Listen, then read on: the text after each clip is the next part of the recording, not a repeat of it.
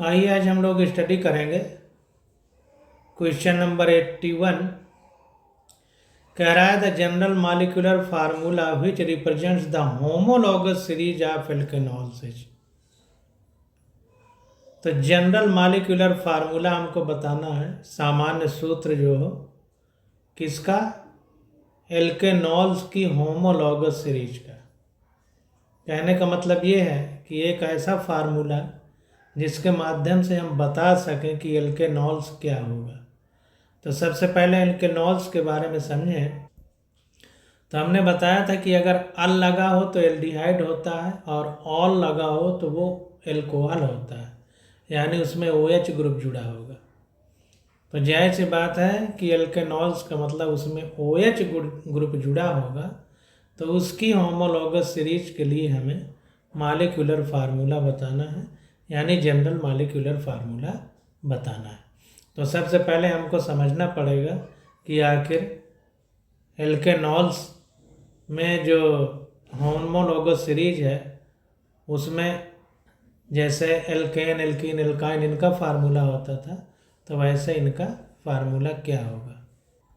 तो जो नई वाली NCERT है उसमें इन फार्मूलों के बारे में कोई चर्चा नहीं की गई है, इसलिए आपसे नहीं पूछा जाना चाहिए। अगर आगे आता है तो वहाँ पर हम चर्चा करेंगे। फिलहाल जनरल फार्मूला सिर्फ हम लोग समझ लेते हैं। तो देखिए जनरल फार्मूला एल्केनॉल्स का CnH2n+2O होता है, या इसी को इस प्रकार लिख सकते हैं कि CnH2n+1OH लिख सकते हैं। तो कहने का मतलब यहाँ पर जो N लिखा है ये हाइड्रोजन को रिप्रेजेंट करता है, और यहाँ 2 को हटा के जब 1 किया गया तो हमने यहाँ पर एक हाइड्रोजन O के साथ जोड़ दिया। तो CnH2n+2O या CnH2n+1OH यही हमारे एल्केनॉल्स का फार्मूला है। और अभी जो हमने चैप्टर पढ़ा है उसमें नहीं आया, इसलिए इसकी हम चर्चा ज़्यादा नहीं करेंगे। अगर कोर्स में होगा तब डिटेल में पढ़ेंगे, नहीं तो चर्चा नहीं करेंगे। अब देखिए क्वेश्चन नंबर 82 आ जाता है। कह रहा है द IUPAC नेम ऑफ। तो यहाँ पर देखिए IUPAC नाम दिए गए हैं, और किस कंपाउंड का IUPAC नाम यहाँ पर नहीं लिखा गया है, बल्कि ऑप्शन दे दिए गए हैं 4। तो किसका IUPAC नाम जानना चाहता है, ये नहीं लिखा गया है, इसमें थोड़ा सा कहीं पर मिस्टेक है। फिर भी देखें यहाँ पर C ऑप्शन करेक्ट किया है। तो कह रहा है 2,3-डाईमेथिल पेंटेनॉइल क्लोराइड, ऑयल क्लोराइड यानी COCl ग्रुप जुड़ा होगा। तो हो सकता है सॉल्यूशन में इसका दिया हो, तो यहाँ पर नहीं दिया गया है 2,3-डाईमेथिल पेंटेनॉइल क्लोराइड। तो इसका हम लोग लिख करके देख लेते हैं। तो देखिए पेंट दिया है, यहाँ ऑप्शन नहीं, क्वेश्चन नहीं दिया गया, भूल गया या कहीं छपाई में त्रुटि हो गई है, तो इसको हम लोग खुद लिख करके समझ लेते हैं। तो सबसे पहले पेंट लगा है, इसका मतलब 5 कार्बन की श्रृंखला है। तो 5 कार्बन की श्रृंखला हम लोगों ने बना लिया। अब कह रहा है दूसरे और तीसरे पर मेथिल ग्रुप लगा है। तो अगर हम इधर से गिनती करें तो 1 2 3 4 5 चेन है, क्योंकि पेंट लगा है तो 5 बनाएंगे। और दूसरे तीसरे पर मेथिल ग्रुप लगा है, तो यहाँ पर मेथिल ग्रुप लगा देंगे, यहाँ पर भी मेथिल ग्रुप लगा देंगे दूसरे और तीसरी पोजीशन पर। और ऑयल क्लोराइड, इसका मतलब इसमें COCl है पहले कार्बन पर। 1 नहीं लिखा है, इसका मतलब हम 1 ही मानेंगे। अब इनकी जो है बैलेंसी पूरी कर देंगे, तो कार्बन की 4 बैलेंसी पूरी हो गई, 4 पूरी हो गई, 4 पूरी हो गई, इसकी 4 पूरी हो गई। अब यहाँ पर डबल बॉन्ड के साथ O होगा तो 2, और ये Cl इस तरह से 2 1 3 और 1 4, ये पूरी हो गई। तो इस प्रकार से जो है यहाँ पर 2,3-डाईमेथिल पेंटेनॉइल क्लोराइड का ये फार्मूला हमारा हो जाएगा। अब देखिए अगला क्वेश्चन देखते हैं। देखिए 83 नंबर क्वेश्चन कह रहा है names of some compounds are given, names of some compounds are given which one is not in IUPAC system. तो कह रहा है कि 4 विकल्प दिए गए हैं, उन कंपाउंड के नाम भी दिए गए हैं। तो कह रहा है कौन सा IUPAC सिस्टम के हिसाब से फिट नहीं बैठता, यानी IUPAC नाम के हिसाब से गलत है।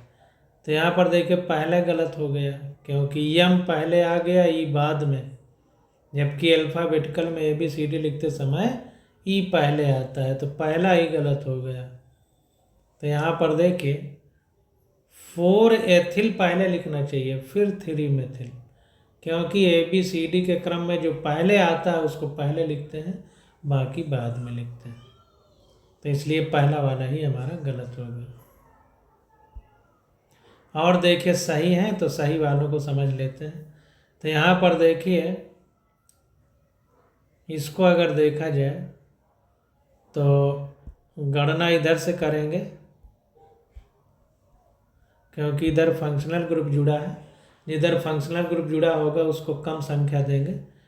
तो 3 मेथिल 2 ब्यूटेनॉल, 4 कार्बन की श्रृंखला है, तो ब्यूट लगा है और ऑल लगा है। अब अगला देखते हैं इसको। तो यहाँ पर देखिए इधर से अगर गिनती करें तो ये तीसरे नंबर पर पड़ेगा, इधर से गिनती करें तो ये दूसरे नंबर पर पड़ेगा, इसलिए गिनती इधर से करेंगे, कम संख्या मिले।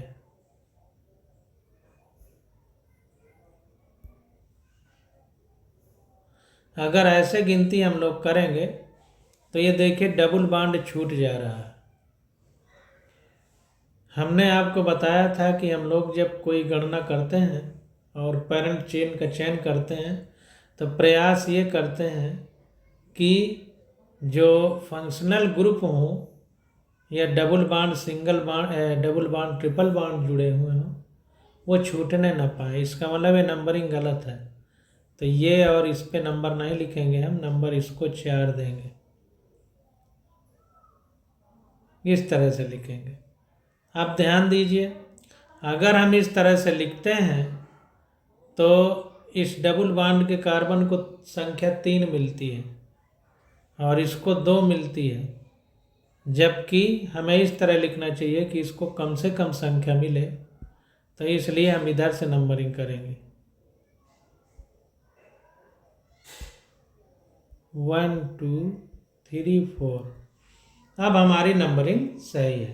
तो देखिए दूसरी पोजीशन पर ये एथिल ग्रुप जुड़ा हुआ है, तो 2 एथिल, ABCD लिखने में ई पहले आता है एम बाद में, तो 2 एथिल 3 मेथिल, 4 कार्बन की श्रृंखला है, तो ब्यूट, और दूसरे कार्बन पर ये डबल बॉन्ड, पहले कार्बन पर ये डबल बॉन्ड लगा है, तो ब्यूट 1 इन, इस तरह लिखेंगे।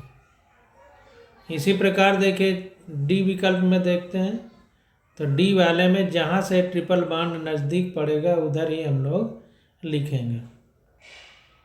तो पहले इसको तोड़ करके लिखेंगे, तो CH3 C triple bond C C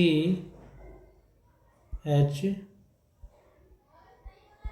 CH3 CH3, इस तरह लिखा गया है। तब हम गिनते लिखेंगे 1 2 3 4 5, चाहे इधर 5 लिखें चाहे इधर 5 लिखें, एक ही बात। तो दूसरे कार्बन पर ट्रिपल बॉन्ड है और चौथे कार्बन पर मेथिल ग्रुप है, तो 4 मेथिल 2 पेंटाइन, आयन लिखते हैं। दूसरे कार्बन पर ट्रिपल बॉन्ड है, तो आयन किस पे होगा, 2 पे। अब 5 कार्बन की श्रृंखला, इसलिए पेंट लिखे, इसको ध्यान देना। अब क्वेश्चन नंबर 84 आ जाता है। तो 84 नंबर क्वेश्चन पे देखते हैं। कह रहा है which among the following is the most stable carbocation. तो सबसे ज़्यादा स्टेबल कार्बोकेटाइन कौन सा है। तो हमने पढ़ा था 3 डिग्री, फिर 2 डिग्री, फिर 1 डिग्री। ऐसा क्यों था, इसको समझने का प्रयास करते हैं। तो जैसे ये 3 डिग्री है कार्बोकेटाइन मान लीजिए,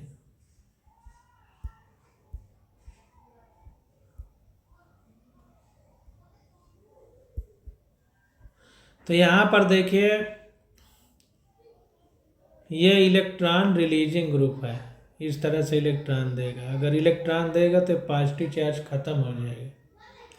और कोई भी न्यूट्रल कंपाउंड चार्ज वाले कंपाउंड से ज़्यादा स्टेबल होता है। तो इसलिए चूंकि चार्ज खत्म करने के लिए इलेक्ट्रॉन दे रहे हैं, इसलिए 3 डिग्री ज़्यादा स्टेबल होगा 2 डिग्री से 1 डिग्री से। तो यहाँ पर देखिए 3 डिग्री हमारा डी वाला है, इसलिए डी वाला ज़्यादा स्टेबल है। तो यहाँ पर देखिए वैसे फिगर भी बनाया है। तो 3 degree is more stable due to the stabilisation of the charge by 3 methyl group are inductive effect. It can also be explain on the basis of hyperconjugation. और हाइपर कॉन्जुगेशन के basis पर भी हम इसको explain कर सकते हैं। ये अगर हम कार्बन ले रहे हैं तो इसके बगल वाले सारे अल्फा कार्बन है, अल्फा कार्बन है, इनसे जुड़े हाइड्रोजन अल्फा हाइड्रोजन, तो 9 अल्फा हाइड्रोजन है, अन्य में कम है। इसमें देखिए केवल 6 अल्फा हाइड्रोजन है, इसमें 3 है और इसमें 1 भी नहीं है। तो इसलिए अल्फा हाइड्रोजन के या हाइपर कॉन्जुगेशन के आधार पर भी हम इस बात को समझा सकते हैं। क्वेश्चन नंबर 85 आ जाता है, कह रहा है which one of the following pairs represent stereo isomerism.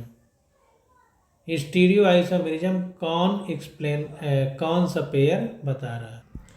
यहाँ पर देखिए आइसोमेरिज्म 2 पार्ट में बांटा गया है एनसीईआरटी में, स्ट्रक्चरल और स्टीरियो। स्टीरियो में 2 पार्ट हैं, जियोमेट्रिकल और ऑप्टिकल। तो हमसे देखे पूछ रहा है कि रिप्रेजेंट स्टीरियो आइसोमेरिज्म, तो जियोमेट्रिकल और ऑप्टिकल, बी वाला विकल्प करेक्ट हो जाएगा। तो स्टीरियो आइसोमेरिज्म के 2 पार्ट हैं, ऑप्टिकल और जियोमेट्रिकल। क्वेश्चन नंबर 86 आ जाता है, कह रहा है the best method for the separation of naphthalene and benzoic acid from their mixture is. तो नेप्थलीन और बेंजोइक एसिड को किस विधि से अलग किया जा सकता है, ये हमको बताना है। तो जो नेप्थलीन होता है हमारा, ये ऊर्ध्वपातन करता है, सब्लिमेशन, यानी बिना द्रव बने ठोस से गैस में बदल जाता है। तो बेंजोइक एसिड विलयन मिलाया जाएगा, ये हमारा उड़ जाएगा। जैसे कपूर में, यही कैम्फर में भी, या कपूर भी ऊर्ध्वपातन या सब्लिमेशन शो करता है। तो बी वाला विकल्प हमारा करेक्ट हो जाएगा। नेप्थलीन और बेंजोइक एसिड को सब्लिमेशन मेथड द्वारा अलग कर सकते हैं। तो देखिए यहाँ पर लिखा है sublimation method is used for those organic substance which pass directly from solid to vapour state on heating and vice versa on cooling. तो अगर हम गर्म करें या ठंडा करें, तो गर्म करने पर ठोस से गैस में बदल जाए और ठंडा करने पर गैस से डायरेक्ट ठोस में बदल जाए, तो ऐसे पदार्थों को हम लोग ऊर्ध्वपातित पदार्थ बोलते हैं, और इस क्रिया को ऊर्ध्वपातन या सब्लिमेशन बोलते हैं। Benzoic acid, naphthalene, camphor, anthracene, ये सब हमारे सब्लिमेशन करने वाले कंपाउंड हैं। तो naphthalene is volatile and benzoic acid is non volatile. कहने को नैप्थलीन हमारा वाष्पशील है और बेंजोइक एसिड वाष्पशील नहीं है। तो जब हम गर्म करेंगे तो नैप्थलीन हमारा ठोस से डायरेक्ट गैस में बदल जाएगा या भाप में बदल जाएगा, वेपर में, और बेंजोइक एसिड ऐसा नहीं कर पाएगा। तो बेंजोइक एसिड नीचे पड़ा रहेगा और नैप्थलीन हमारा भाप में बदल जाएगा। तो भाप को अलग इकट्ठा करके दोनों को अलग कर लेंगे due to the formation of the dimer. तो डाइमर बनने की वजह से बेंजोइक एसिड हमारा वोलाटाइल नहीं है, नॉन वोलाटाइल है। डाइमर बन जाएगा, यानी 2 अणु आपस में मिल जाएंगे तो डाइमर बन जाएगा। तो जब डाइमर बन जाएगा तो वजन ज़्यादा हो जाएगा। अब भाप के साथ उड़ने के लिए हल्का होना चाहिए ना, किसी चीज़ को उड़ने के लिए हल्का होना चाहिए। अब ये डाइमर बना लिया तो उड़ ही नहीं पाएगा, ये मेन मतलब है। अब क्वेश्चन नंबर 87 आ जाता है, कह रहा है the OH group of an alcohol और the COOH group of an carboxylic acid can be replaced by Cl using. तो कह रहा है कि OH या COOH ग्रुप जो है, OH वाले को अल्कोहल बोलते हैं, COOH वाले को कार्बोक्सिलिक बोलते हैं। तो can be replaced by Cl, इनको Cl से रिप्लेस किया जा सकता है। तो कौन सा पदार्थ यूज करें कि Cl COOH और OH ग्रुप को रिप्लेस कर दे, ये हमसे पूछा जा रहा है। तो देखिए ये रिएक्शन अभी हमारे इस चैप्टर में नहीं है, आगे आएगा डिटेल तो हम पढ़ेंगे। वैसे बस इतना जान लेते हैं, अगर आगे आएगा तो पढ़ेंगे, नहीं तो छोड़ देना है इसको अगर कोर्स में ना हो। तो OH और COOH को हटाने के लिए और Cl को लाने के लिए सबसे अच्छा हमारा फास्फोरस पेंटाक्लोराइड होता है, PCl5। तो यहाँ पर देखिए रिएक्शन दी गई है, ROH की रिएक्शन PCl5 से होती है। तो ये OH ग्रुप को हटा करके Cl आ जाता है और POCl3 + HCl बन जाता है। इसी प्रकार RCOOH की क्रिया PCl5 से होती है। तो ये जो है OH को हटा करके Cl आ जाता है, तो RCOCl बन जाता है प्लस POCl3 + HCl बन जाता है। तो कुल मिला करके OH को हटा करके Cl आता है, इसको ध्यान देना। ये OH हटेगा, यहाँ भी OH हटेगा और इसकी जगह में Cl आ जाएगा। तो फास्फोरस पेंटाक्लोराइड एल्कोहल और एसिड से OH हटाने का काम करता है। बस ये मोटी मोटी बात अभी हमें याद रखना है। अब देखिए 88 नंबर क्वेश्चन कह रहा है the molecular formula of diphenyl methane. तो डाइफेनाइल मीथेन है, ये दोनों तरफ बेंजीन रिंग है, बीच में CH2 ग्रुप। तो इसका ऐसे लिखा जाएगा तो C13H12 इसका फार्मूला आ जाएगा, मॉलिक्यूलर फार्मूला। ये स्ट्रक्चरल फार्मूला है।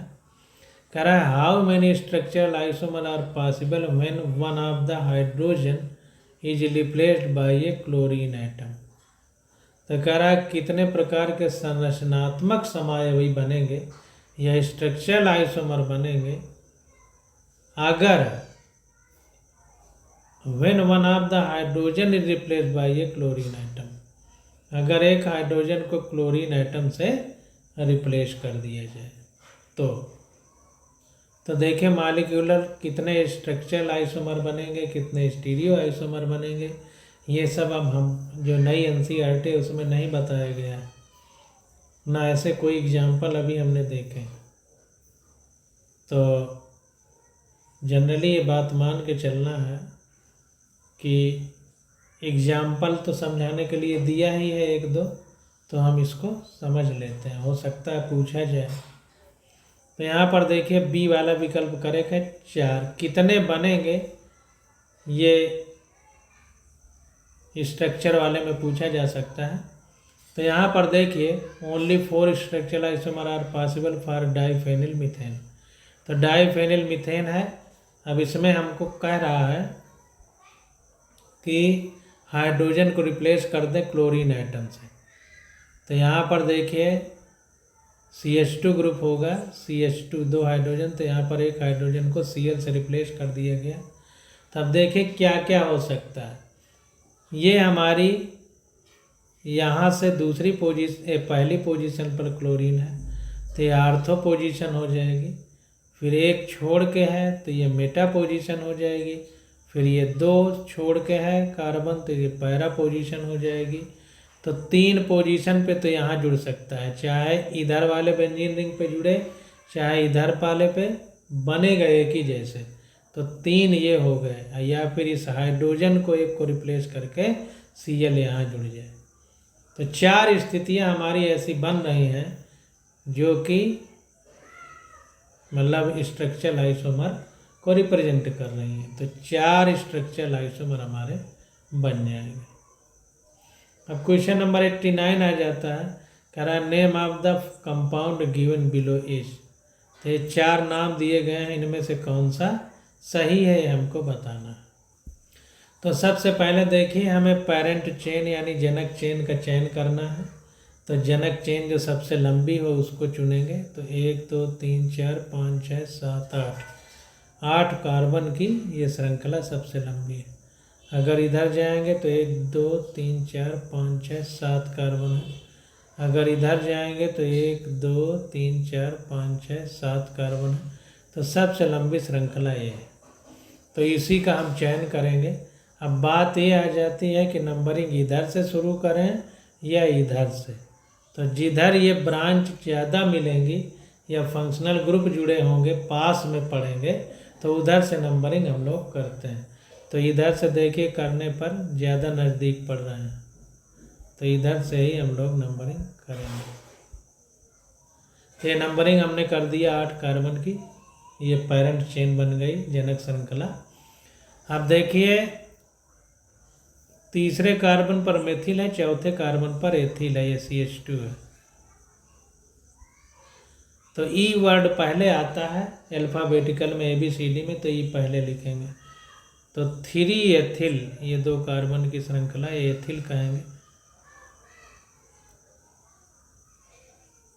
ये चौथे नंबर पर है, 4 4, तो 4 एथिल 3 मेथिल और 8 कार्बन की श्रृंखला है, तो मेथिल ऑक्टेन। तो 4 एथिल 3 मेथिल ऑक्टेन, ये हमारा नाम हो जाएगा। तो पहला विकल्प हमारा करेक्ट हो जाएगा। अब देखिए यहाँ पर देखिए नंबरिंग करके बताया, इधर से नंबरिंग किया है जैसा हमने अभी बताया। अब क्वेश्चन नंबर 90 आ जाता है, कह रहा है which one of the following orders of acid strength is correct. तो जो एसिड दिए गए हैं इनकी एसिडिक स्ट्रेंथ कौन सी करेक्ट है हमको बताना है। अब यहाँ पर देखिए एसिड की बात आ रही है, तो पानी में डालने पे जो ज़्यादा आसानी से हाइड्रोजन आयन दे देगा वही ज़्यादा स्ट्रांग एसिड होगा। तो यहाँ पर देखिए अगर हम बात करें RCOOH की, तो यहाँ पर जब इसको लिखा जाएगा तो R कोई ग्रुप है, C डबल बॉन्ड OH। अगर यह हाइड्रोजन निकाल दिया जाए तो यहाँ पर निगेटिव चार्ज आ जाएगा, तो RC डबल बॉन्ड O ये निगेटिव हो जाएगा। तो ऑक्सीजन की विद्युत ऋणात्मकता बहुत ज़्यादा होती है, तो इलेक्ट्रॉन को अपनी ओर खींचेगा। तो इस प्रकार से ये पॉजिटिव चार्ज इधर आ जाएगा और निगेटिव इधर आ जाएगा। कुल मिलाकर रिजोनेंस स्टेबलाइजेशन होगा, रिजोनेंस शो करेगा। तो रिजोनेंस चूँकि इसमें पाया जा रहा है इसलिए सबसे ज़्यादा स्टेबल होगा। इसके बाद आ जाता है पानी।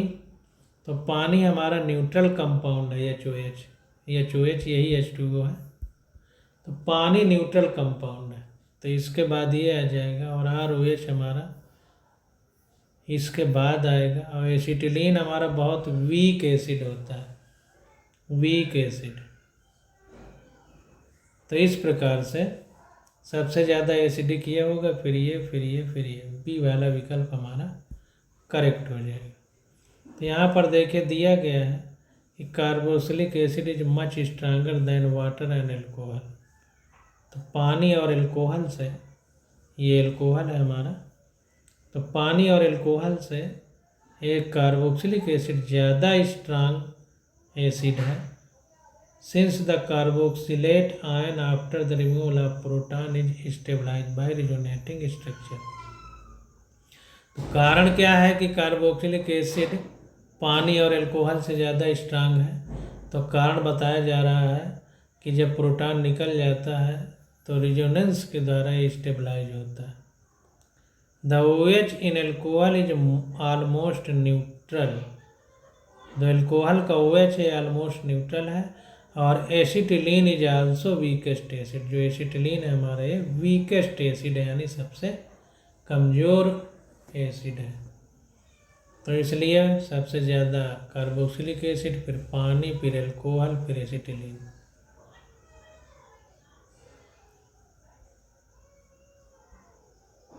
अब क्वेश्चन नंबर 91 आ जाता है, कह रहा है IUPAC name of the following is. तो IUPAC हमको नाम लिखना है। तो देखिए, जब डबल बॉन्ड और सिंगल बॉन्ड दोनों बराबर दूरी पर लगे हों, जैसा कि यहाँ देखा जा रहा है, पहले कार्बन पर ट्रिपल बॉन्ड है, पहले कार्बन पर ही डबल बॉन्ड है, तो डबल बॉन्ड को हम लोग ज़्यादा प्रायोरिटी देते हैं। यहाँ पर देखिए, डबल बॉन्ड ऊपर लिखा गया है फंक्शनल ग्रुप में, ट्रिपल बॉन्ड नीचे, तो डबल बॉन्ड को ज़्यादा प्रायोरिटी दी गई है NCERT में। तो डबल बॉन्ड को हम ज़्यादा महत्व देंगे, तो नंबरिंग इधर से शुरू करेंगे, 2 3 4 5 6। तो पहले पर एल्कीन होगा और 5वें नंबर पर एल्काइन होगा। तो देखिए,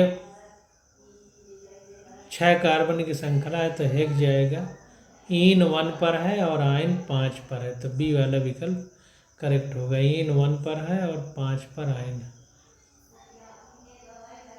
ध्यान दीजिए, कन्फ्यूजन ये ना हो कि ट्रिपल बॉन्ड 5वें पर है कि 6वें पर, तो जो पहले कार्बन पड़ेगा गिनती में उसी पर माना जाएगा, तो ये गलती नहीं करना। तो बी विकल्प हमारा करेक्ट हो जाएगा। यहाँ पर देखिए, गिनती करके लिखा है कि डबल बॉन्ड ज़्यादा प्रायोरिटी पाएगा ट्रिपल बॉन्ड की तुलना में। क्वेश्चन नंबर 92 आ जाता है, कह रहा है जियोमेट्रिकल आइसोमर्स डिफर इन। तो हमने आपको बताया था कि जियोमेट्रिकल जो आइसोमर होते हैं, जियोमेट्रिकल का मतलब त्रिविमीय समावयवता।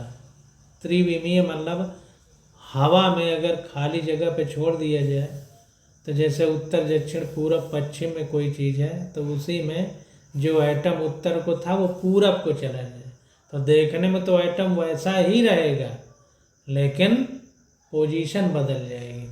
तो स्पेशल अरेंजमेंट ऑफ एटम, तो जो जियोमेट्रिकल आइसोमर है उनमें स्पेशल अरेंजमेंट एटम का चेंज होता है, ना कि वो स्ट्रक्चर चेंज होता है।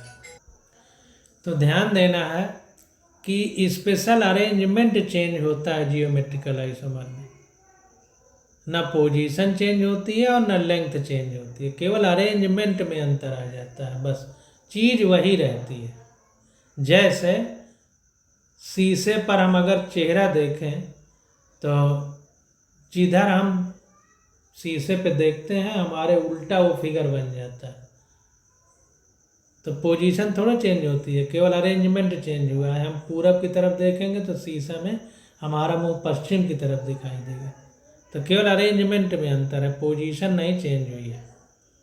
तो जियोमेट्रिकल आइसोमर्स में स्पेशल अरेंजमेंट चेंज होता है एटम का, ना कि पोजीशन। तो geometrical isomer are those isomer which possess the same molecular and structural formula. तो मॉलिक्यूलर और स्ट्रक्चरल फार्मूला सेम रहता है, क्योंकि पोजीशन नहीं चेंज होती है एटम की, but differ in the arrangement of the atom और ग्रुप इन स्पेस। बल्कि चेंज किस में आता है, अरेंजमेंट में एटम का या फिर ग्रुप का। कहाँ, इन स्पेस यानी खाली जगह पे, due to hindered rotation around the double bond atoms. और कारण इसका क्या होता है कि डबल बॉन्ड जो होते हैं उसमें जो रोटेशन होता है, घुमाव होता है, उसमें कुछ हिंडर्ड यानी हिंड्रेंस मतलब रुकावट आ जाती है, इस वजह से ऐसा होता है। अब क्वेश्चन नंबर 93 आ जाता है।